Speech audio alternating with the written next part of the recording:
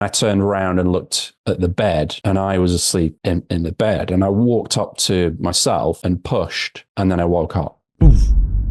There are times when you feel you're completely alone, you feel like you're losing your mind, your friends and family maybe don't understand, or you don't even want to talk to them about it. Is there a moment of awakening that we can get into? Some sort of epiphany? How do you get on this wavelength? I was taught how to meditate when I was a kid at school. It's probably the start of it. And I got to a certain level in the sort of material world with business, in sport and stuff like that, and kind of reached the top of some of the mountains that many people in the sort of materialist construct believe should lead to, happiness and all that. And I'm like, well, that's weird because there's actually nothing here. There's no difference to before. So it was really a kind of an eye-opening thing of, well, if not this, then what? So there was kind of these two seeming trajectories, one sort of on the spiritual side and one on the physical material side, both trying to get to the same place, which is happiness. Mm-hmm. The joke, of course, being that that is literally what you are. It's not something that you get or something that you move to. That is the nature of you, ultimately. You take something simple like a desire, let's say a desire, even just something simple like chocolate.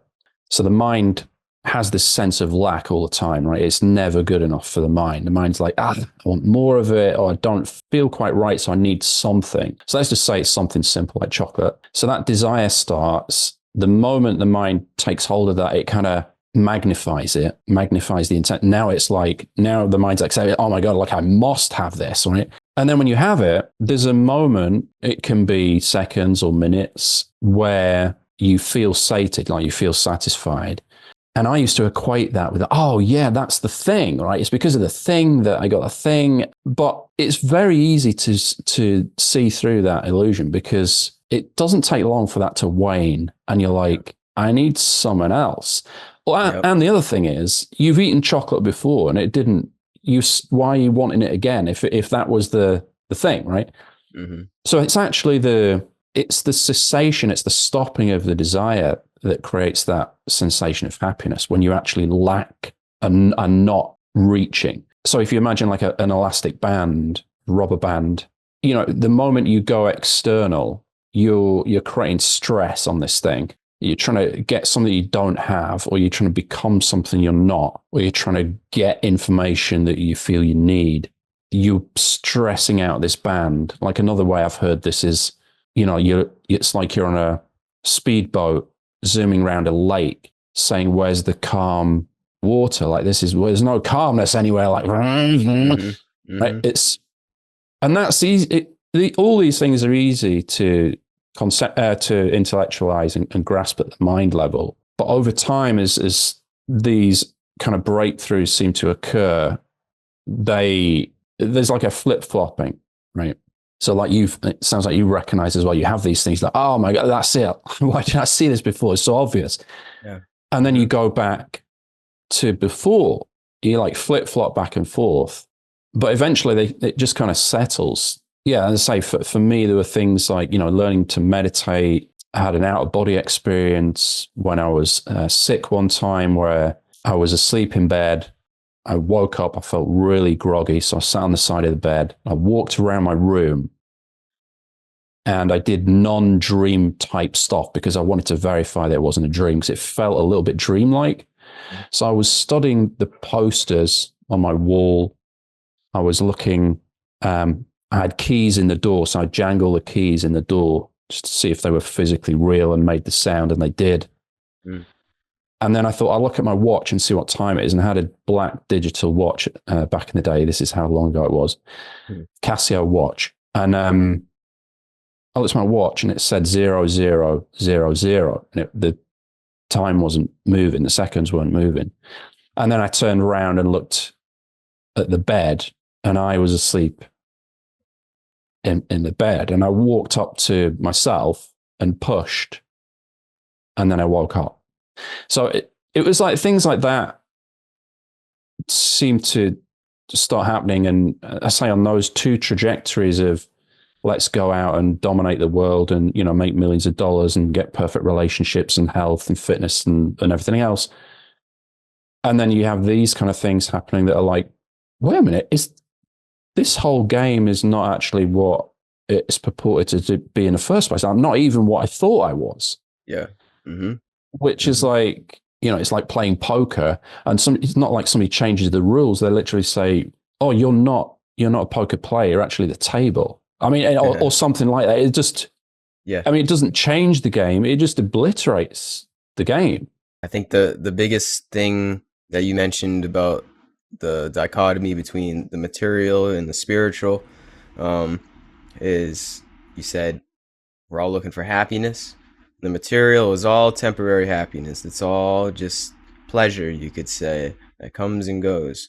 But this spiritual happiness, if you even want to call it happiness, is permanent. It's forever. It always was, it always is, and it always will be. And like you said, it is you. You are joy. You are happiness. You are Satchit Ananda. And that is, that transcends all the stuff of the game, all the phenomena of life. That transcends everything. It doesn't negate it, but it definitely, once you see it, you can't unsee it. That's for sure. And it transcends, I don't know, there's just a feeling of, it's like almost stepping back from the game of poker, as you said, and just being able to see it all for what it is. And that is probably one of the greatest, if not the greatest, revelation that one could have bestowed upon themselves in this experience. To know that you are literally bliss itself. That's some powerful stuff, man, for sure. How do you suppose that we all work our way toward this and are able to see this truth that is hidden in plain sight? Is there a general recommendation that you would give people? Like, would you say meditation or something of the like to be able to see this?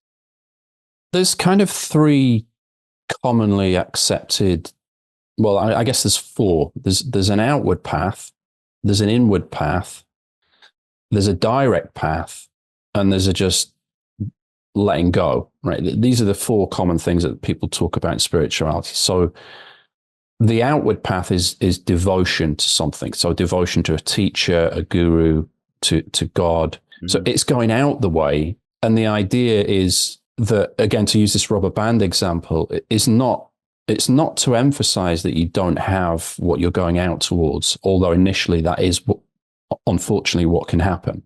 Because the moment that you say, I need to go get this, and of course, even seeking in spirituality can be used as a sort of form of desire and trying to get, giving up money or giving up desires and saying, I'm going to go and, go to 1,000 retreats this year and get enlightenment. It is the same thing. Yeah. Same kind of activity.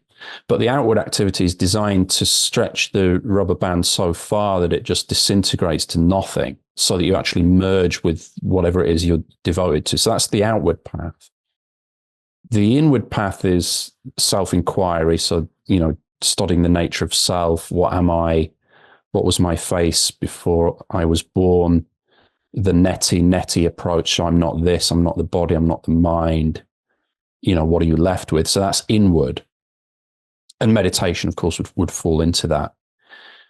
Then you have the, like the letting go or the surrender, which is probably, it's the most confusing and I think the most frustrating sort of direction that spiritual teachers give, which is let go. Because the mind instantly says, well, how do I let go? And then the teacher will say, oh, well, you just let go of letting go. Yeah. And you can't do anything. That, the good news is there's nothing you have to do, but the bad news is there's nothing you can do. Mm-hmm. So it's kind of, in times when I've had, these big shifts, I've been not able to even operate properly in the sort of human sense, right? I've incapacitated really for months. But I'd kind of misunderstood this sort of letting go and this surrender and this doing nothing. And I was forcibly doing nothing. So the metaphor that I use is a river, right? So if you've got a river, is life, it's flowing all the time.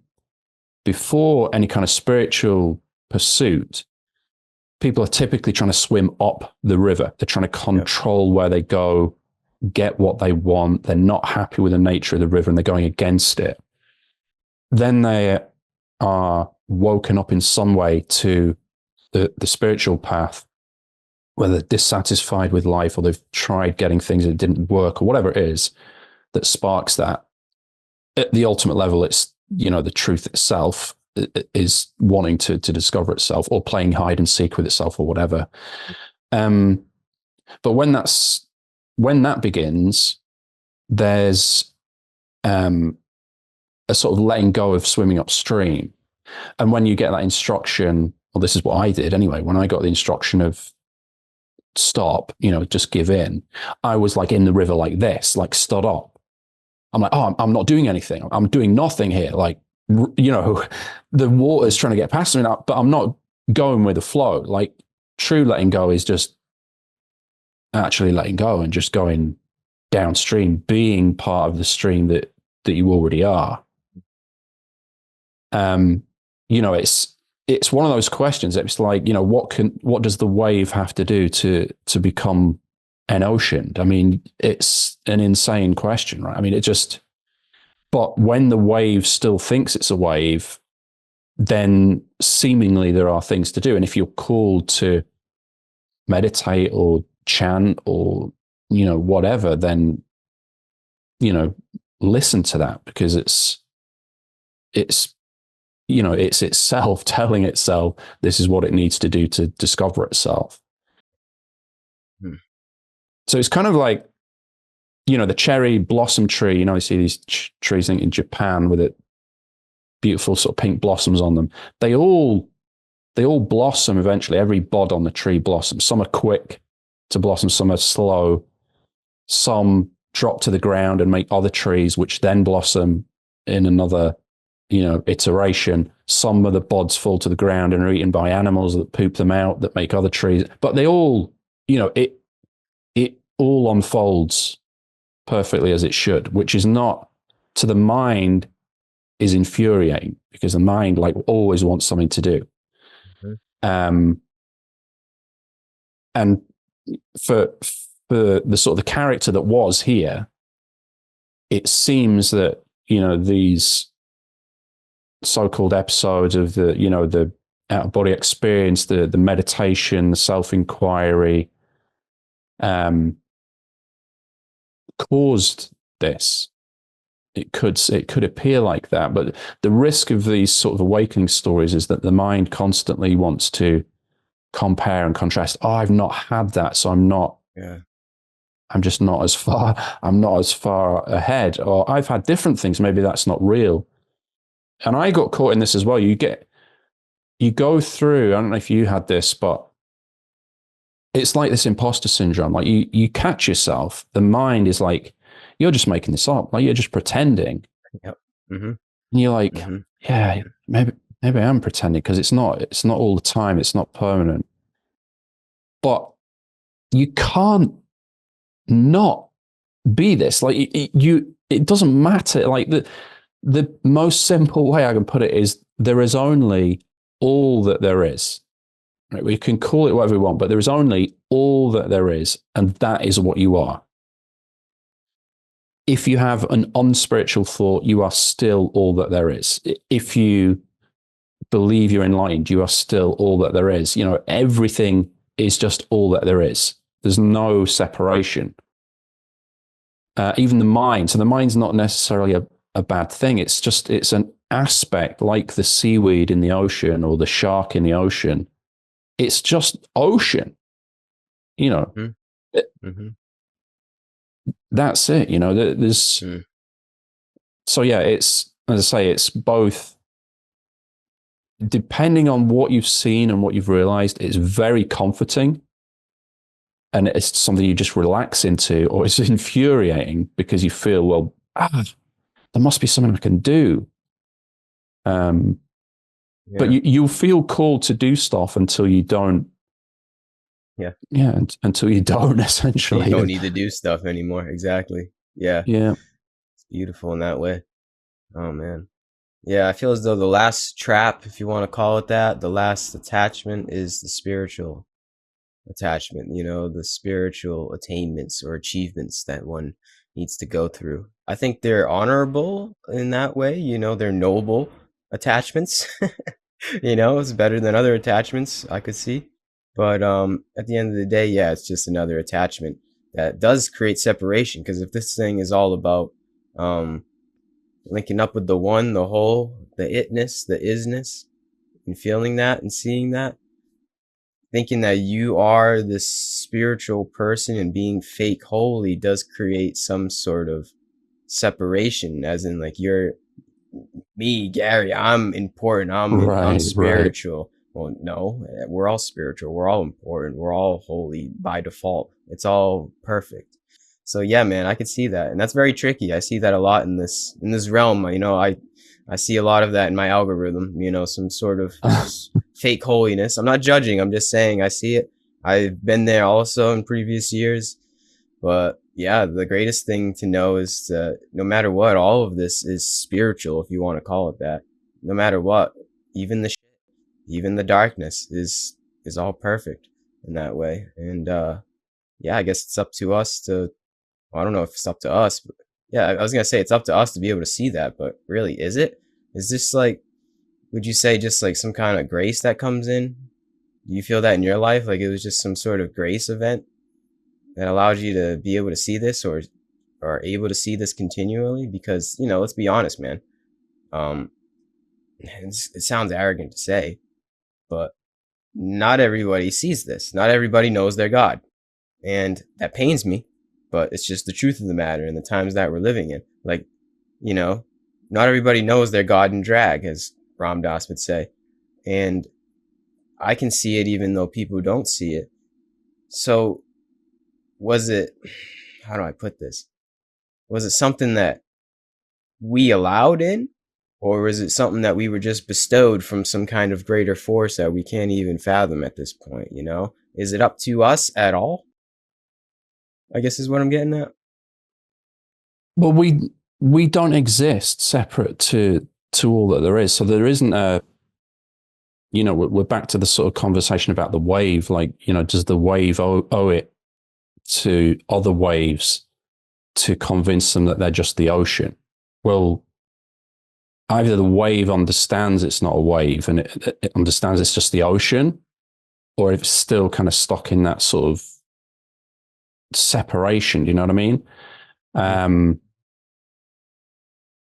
Because it's kind of perfect as it is. Like the metaphor that I try and use, I'm always trying to think of visual metaphors, because words are just, they can't even get near it. Like, the moment you speak, it's a best attempt, Yeah.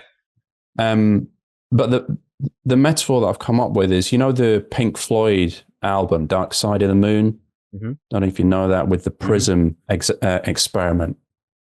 So Newton in the 1700s, British scientists did this experiment where he shone a beam of light into a glass prism, and it slows down the waves of light into its different constituent forms and comes out as a rainbow. It also separates it into non-visible wavelengths, which the eyes can't see, like infrared and stuff. But that was the first time that they understood some of what light was comprised of. And I relate that to the light of awareness, if we want to call it, all that there is equals the light of awareness, equals consciousness, equals God, equals spirit. It's all the same thing. But if we call it the light of awareness, it's everywhere. So when you look in my room right now, look in your room, we can't point to a light. We can't say there's the light, right, in a physical sense. But we know there's light, but it's so dispersed, right? We don't see it separately. So the body is kind of like a narrowing of this awareness. There's like this global awareness or universal consciousness, and it gets narrowed by the body into this narrow beam. Then that beam shines in the mind. That's the prism, right? This narrow beam of consciousness that's been narrowed in this body is then shone into the prism of the mind, and the prism separates it. That's what the mind does, right? It separates and labels everything constantly: good, bad, black, white, tree, house, cloud, whatever, right? Man, woman, name, John, Dave, and so on. So it takes this universal consciousness, narrows through the body, the prism of the mind separates it out into the rainbow of experience, and it kind of makes the world. It's not like the world doesn't exist, it's just not separate. It's made of the same light as this source. And without the prism, the light still is. And without the narrowing, the light still is. It isn't unaffected. Its quality has never changed. It wasn't made by the prism or made by the narrowing. It always is and always will be. And if it happens to get narrowed and put through a prism in this way, the rainbow comes out and it makes these individual things. But that's not an accurate description of what the light is. So that's the kind of metaphor that I like to sort of use to try and explain this lack of any separation. That there is literally like no doer, like nobody here. There's like nobody home. Is what I was getting at. Is it's kind of grace to be able to see that, right? To get rid of the doer per se, to know that the doer is all an illusion. But yet, it's just like I can't help but see it. Like I said, that we are all in that wavelength. Yes, we're literally on that wavelength of light, that one light. But this prism of the body is able to recognize that it is just a seeming prism within the one light. And it's like, why me? Even though you said there's no me, but like, why am I able to see that I don't exist? Why, you know what I mean? Why am I able to see through this seeming illusion, and others not? And I know they're not others. It's all part of the one. There is seeming no separation, but like I said before, man, we don't actually all see that, and it is perfectly imperfect in that way. But I don't know, man. Like the differences and why I have this show is a difference in perspective, and having that different perspective on oneself or no self is a really big switch, I feel, in order to, one, find some semblance of peace in life, in death, and also in your life, I feel as though comes about a different will in that. I don't know, some kind of universal will. I'm not going to try to explain where it comes from or how or why. There's no, it's just kind of flows differently, right? From that dichotomy we explained before, less pursuits of materialism and more towards spiritualism. So what I'm getting at is like,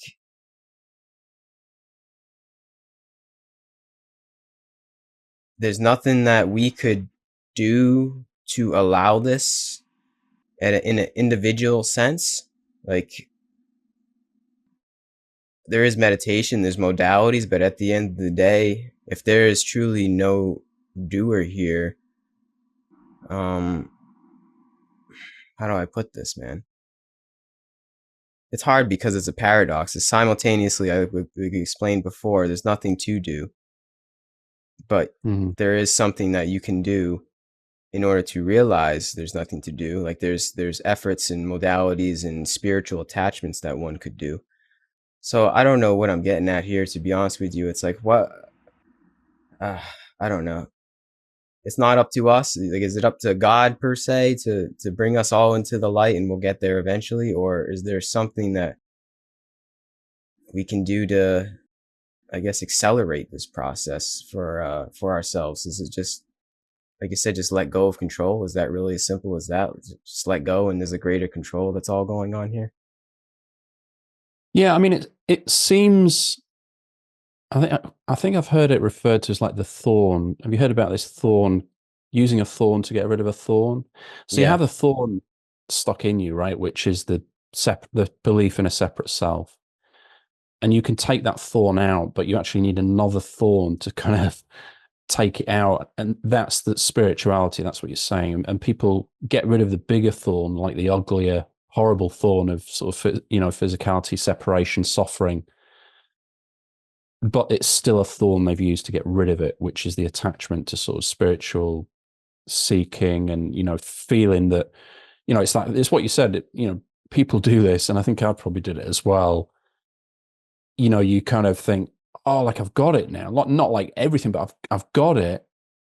Everything is one, and they don't have it. Like it's such a, at the moment that you sort of say that, you've demonstrated that you never had it, or you've lost it anyway. Do you see what I mean? Because you're saying everything's one, and only I know it, and they don't. But if everything's one, there aren't two. You know what I mean? So there's nothing that's not known. Mm-hmm. Yeah. I mean, another way is, let's take a starfish, right? Starfish is on the beach, and just, one little, not the legs of it, but whatever you call them, the tiny little tentacles on the bottom of a starfish, and little suckers. Like one of those is touching the water, right? And the rest of it is out of the water. Those are like individuals, or so-called individual people. Just because one is in the water, it might think, oh, I know I'm in the water, no one else is in the water, nobody knows. But it's starfish, and the starfish knows it's in the water. Do you see? So it's kind of like, what do all the other tentacles need to do to be in the water? They're in the water because they're starfish. Do you see what I mean? So there's nothing that wet tentacle over here could do to impart about the wetness to the tentacles that are still stuck on the beach, other than say, look, I'm in it and you are this. Like we're not tentacles, we're starfish. You are starfish, I am starfish. Yeah. We are wet. You know what? We're already in this. So these are kind of attempts to sort of try to infer this sort of idea of letting go, but they're never sufficient. Like the mind will, any sort of question about why is always, it's coming from the mind. Why this? Why can't I do that? Or, is there something that we can do? And I say that the four paths are, well, the letting go one, we've kind of discussed that a little bit. There's one that I didn't mention, that we spoke about the outward one. The inward one, we can talk about that a bit more as well, the meditation song. But the fourth is just the direct path, which is like, they call it the pathless path, which is just, you are this. Deal with it. Like, it tries to just shortcut the whole thing and try and instill this realization right from the get-go. That's called the sort of the direct path. But if people are cool, if they feel called to meditate or seek solace in God, or in a teacher or whatever, then they should do that, because the end goal is ultimately the same, which is the dissolution of separation and the destruction of the separate self. Eventually it will happen. Some people, I mean, I've had guys contact me and they weren't in spirituality at all. Like there was a golfer contacting me a few weeks back, and he's like, what is going on? I'm not a person, and I don't know, I've looked you up, I found you on, YouTube or whatever. What the hell's going on with me? Like he wasn't looking for this, and there's plenty of stories of people like that, step on a boss and suddenly, boof, just gone, like no sense of self or anything. And yet others can seem to devote decades to it, Mm-hmm. So who knows? Like, who knows? I mean, somebody asked me, I think just overnight, they said, why, I think, why are we seeing, or why are you aware, or something like that? And I was like, well, I'm not party to the original conversation. It's like, well, why is there something called a smile? Why is this fish thing? Like, I mean, it's as a ludicrous a question. Like, there's no reason ultimately for any of this. It it just is. Yeah. I think that of the four paths, so the outward, the inward, the letting go, and then the direct path. For me personally, when I was going through this, the inward path seemed to bear most fruit for me, but it's just like this, all that there is has all these seemingly different forms, and it wakes up to itself in different ways, in different prisms. To take that metaphor again, every prism is unique. I mean, you can see that just from the spiritual landscape, and what people have realized is ultimately the same thing. But the way they talk of it and the way they teach it, if they even do it all, is that, to borrow the phrase, is a wide spectrum. Mm-hmm. Mm-hmm. And this is really all talking about something that is unified. So the way that people might so-called wake up, or the actions that they could take, again, is as varied as that spectrum. Some do nothing, seemingly do nothing. Some spend decades, others believe they've taken lifetimes to achieve it, or whatever. But ultimately, you're already there. You set off on this journey. This is what I felt like, is setting off on the spiritual journey. I've got a map, so I know where I'm going. No rough direction. I'm looking for signposts. How far along am I? Am I getting close? I've got a compass for direction, and I've got a name and an entity here, and that was how I started the journey. And a bag of ideas on my backpack. And then you're like, oh, you arrive where you set off. The person has gone. The bag of ideas has been thrown away. There's no compass, signpost, or anything else. Like, what starts the journey is not what ends the journey. So those different paths, inward, outward, letting go, and the direct path, are all designed, if you like, or will all lead ultimately to the realization that there is nobody taking these paths. Mm-hmm. Mm-hmm. Yeah. Wow. Oh man. How would you explain why that is like the good news? Because somebody that has no idea, that doesn't know any better, that's listening to us two crazy guys here on the mic talk about disintegrating the self. Um, why is that like happiness? Why is that this bliss and joy that we all yearn for? Getting rid of this idea of self and maybe reaching this uppercase S self, knowing that we are a part of this grand mystery, this grand moment, always were and always will be. Why is that the good news? Well, the easiest way to sort of describe this is with a story of something that happened to the so-called me through all of this. And I was watching my daughter at a swimming lesson, right? So I was in a swimming pool by the side. She was in the swimming lesson, the teachers at the side, other parents sitting around. And I don't know what caused it. I don't know what happened, but just instantly I saw that everything was the same. Everything was made of the same stuff, and everything had the same quality. So I looked, at my daughter.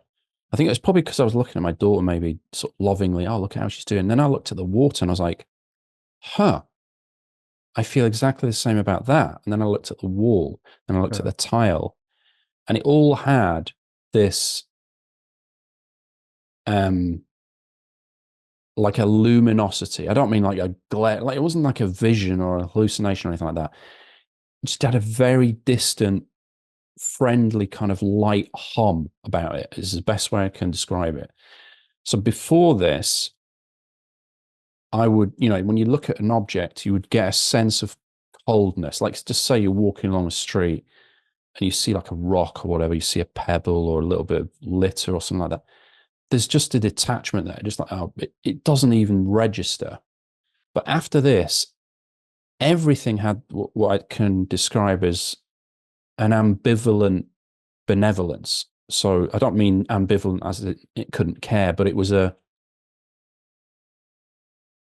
permanent like outpouring of friendliness and love, basically from in everything, from inanimate objects, even not like blissed out, but just nothing could harm me in any way because it is me. Yeah, I see. And I kind of was trying to verify it on the drive home. So I was like looking at like houses driving past. And, oh my God, they've got it as well. And this has not left me. This was years ago, and it wasn't a temporary experience. This was it literally like taking, purple lenses off that you've had on all your life and they just never go back on. And I even got home and, you mentioned the shit earlier on. So I went out to my back step where there's loads of bird crap. I was even studying that. I must have looked insane, but I was looking at that and I was like, dang, like even that is. So I tell that story because to answer your question about why is the dissolution of the self the good news, it's really because there's nothing to worry about like anymore. Like how do you know what I mean? Like how could there be? Like you go through life before thinking, okay, I was born, I'm this entity, you're trying to, build up this this identity and this self. You're trying to protect it at all times. It's getting triggered left, right, and center. You're trying to build it up. You're constantly in this sense of lack and driving forward. And at the back of all of it is, two things: sense of lack and fear of death. And when this is realized, both of those go away. So it's kind of that's good news, like it's very good news. I mean, initially it is terrifying. Initially, to the self that's been built up, it's horrible, or can be, because you think you're losing something real, and you think you're losing something that matters, whereas ultimately you're just unbecoming what you never were.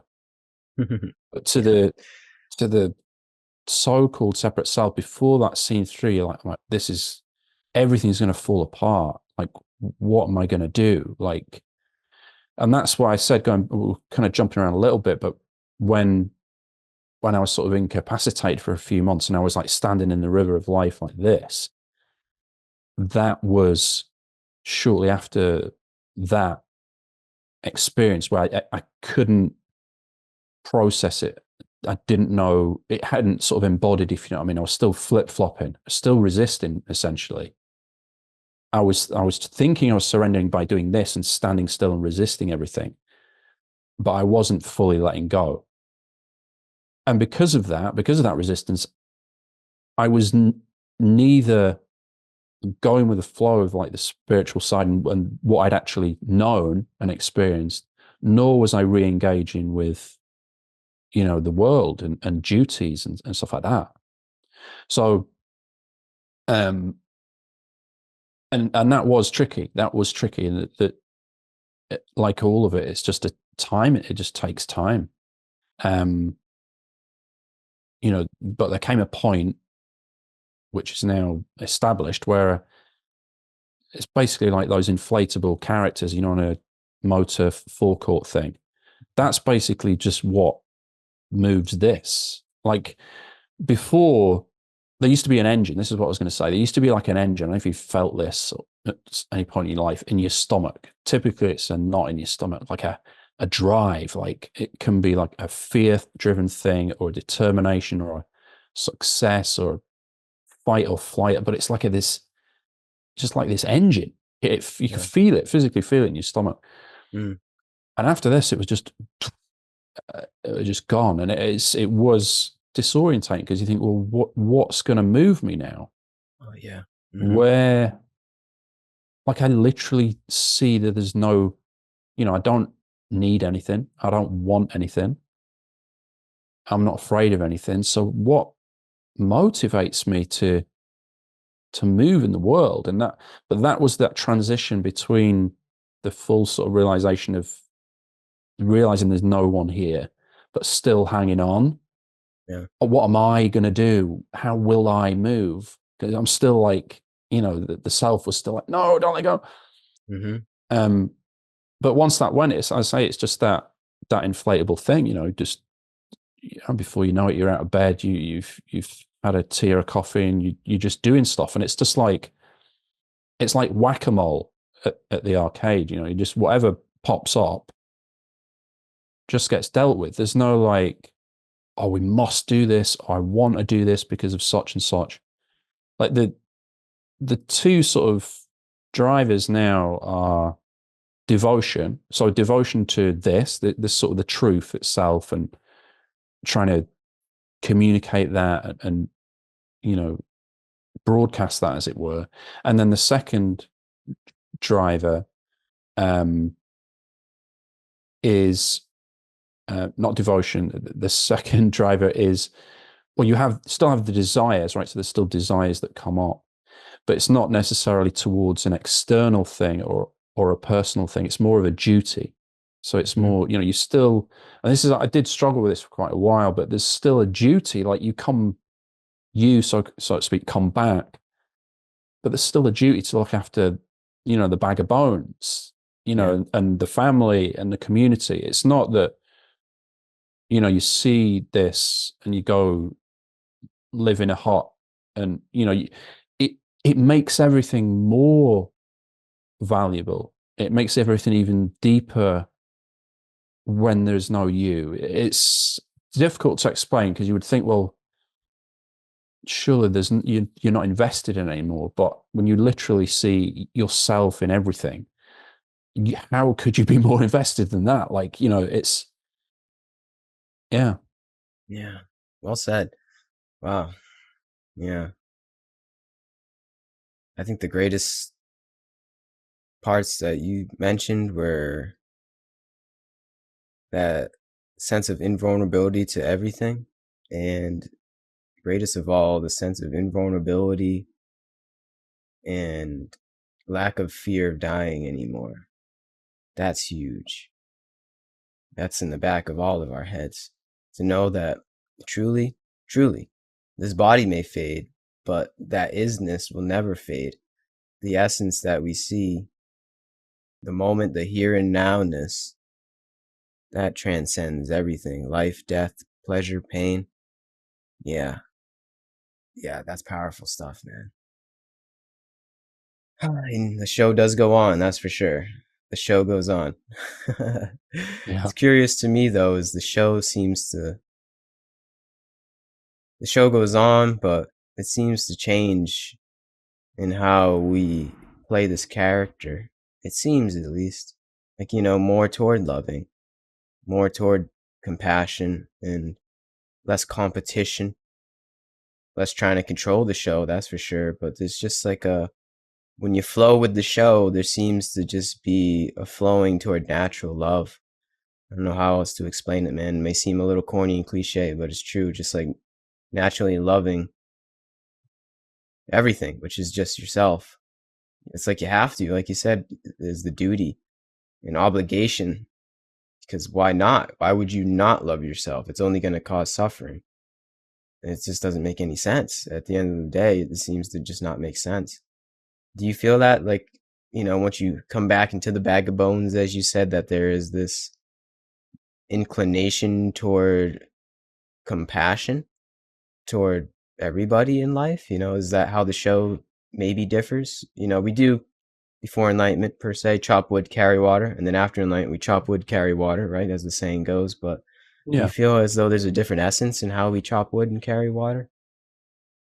Yeah, definitely. Definitely. Because, you're seeing everything through different eyes. You're seeing through God's eyes, or Mm, whatever you choose to call it, spirit, or all that there is. You're seeing as everything rather than seeing as the individual. So it can't help but influence how you move in the world, and that's the ongoing sort of unfolding mystery, is how you take what you've realized and embody that in a human form and life.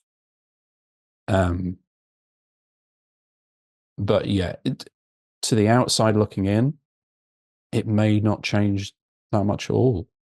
Um, things still get done, um, but the way that you're sort of interacting, it is very, very different.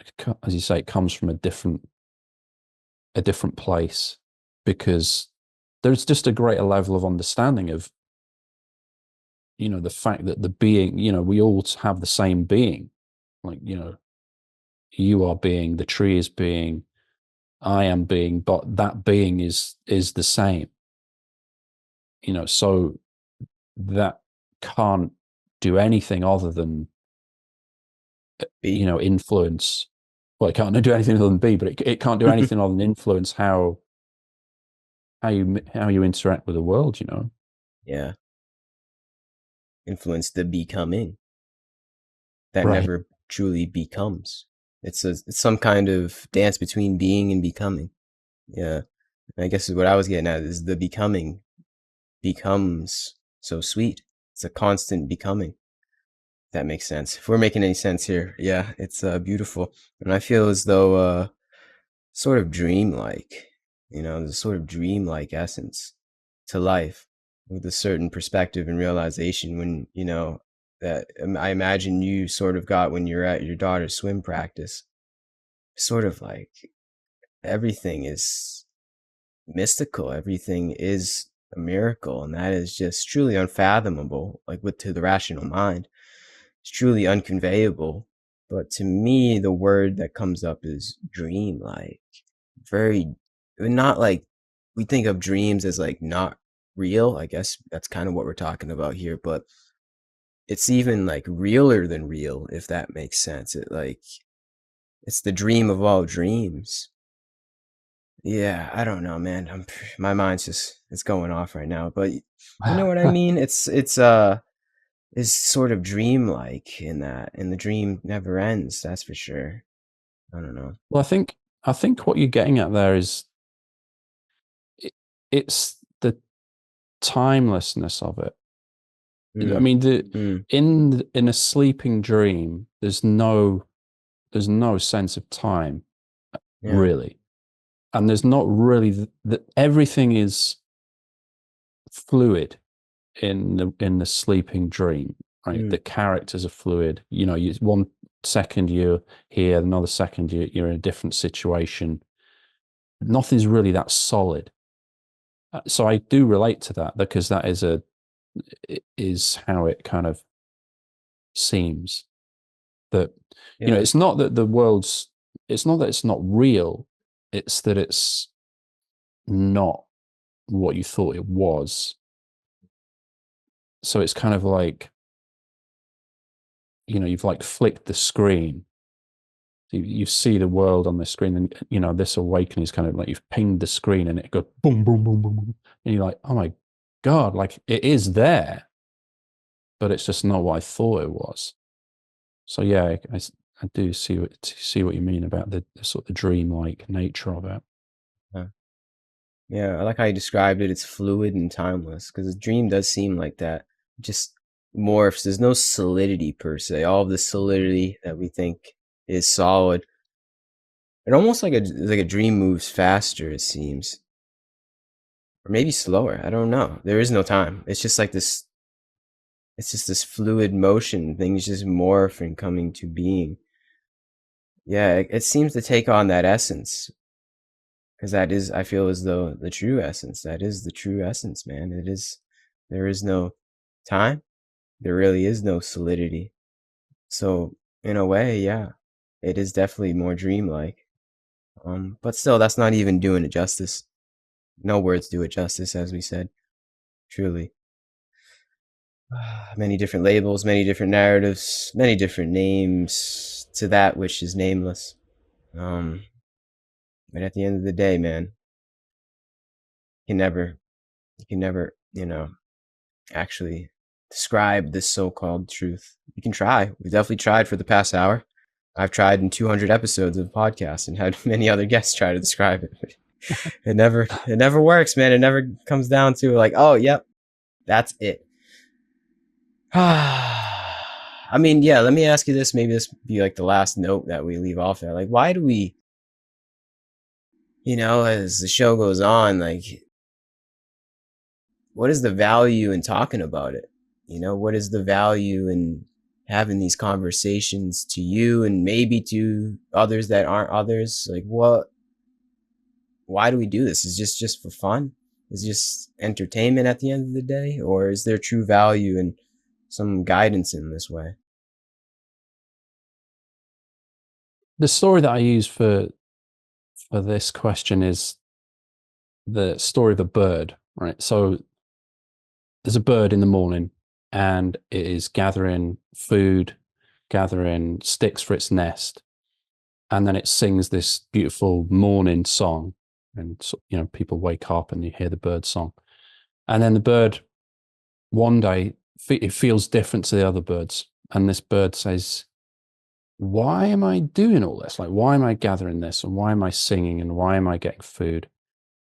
And then he thinks, oh, it's for love. That's why I'm doing this, for love for my family, the love of the sound, or to help others love the sound, and so on.